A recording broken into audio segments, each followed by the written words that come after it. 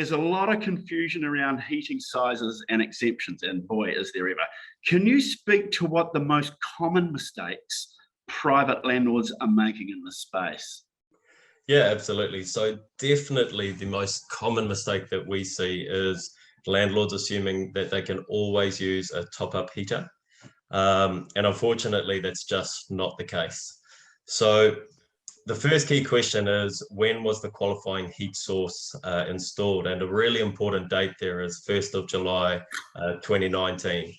So firstly, if any qualifying heat sources, so the qualifying heat sources are a heat pump, a wood or pellet burner, a fluid gas heater, or a central heating system, as long as there's a vent venting directly into the main living area. So if that qualifying heat source was installed post 1 July 2019, then unfortunately the only option is to either remove that and install a larger qualifying heat source, or install a second qualifying heat source in the main living area. But if that qualifying heat source was installed before the 1st of July 2019, then there are some options. So firstly, if the heating that's currently in place is within 10% of the requirement, so in other words, it makes up at least 90% of the kilowatt output requirement, then landlords don't have to take any immediate action.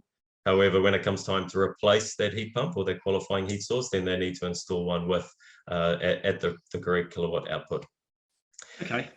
So if it's not within 10% of the qualifying heat source, then they do have the option of using a top-up heater, but they can only ever close a gap of up to 1.5 kilowatts.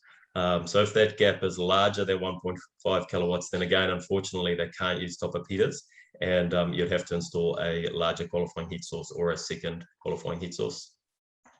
Thanks, Grant. I get the feeling there's going to be more questions coming around that, but you nutshelled that as best you could. Yeah. Thank you.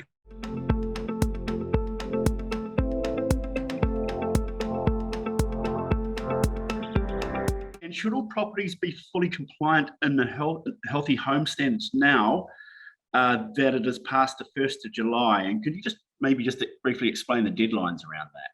Yeah, sure. So there has been rolling deadlines, which started from the 1st of July 2019. Which is when all properties needed to meet the 2016 requirements. Then from the 1st of December 2020, so this was the first really important date, any new tenancy agreement or any variation to the tenancy agreement, and the landlord was required to pass on to the incoming tenant a copy of the Healthy Home Standards assessment that's been conducted on the property, but the property didn't physically have to meet that requirement. From the 1st of July 2021, so the period that we're in now, the first part of that still applies. So if there's a new or a variation to the tenancy agreement, then the landlords must provide the tenant with a copy of the Healthy Home Standards assessment.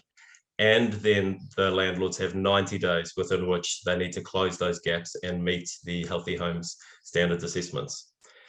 However, if you have tenants that were in the property prior to 1 July 2021, and there's no variation to their tenancy agreement at all, then landlords have right through till the 1st of July 2024 before they need to physically meet the Healthy Home Standards requirements.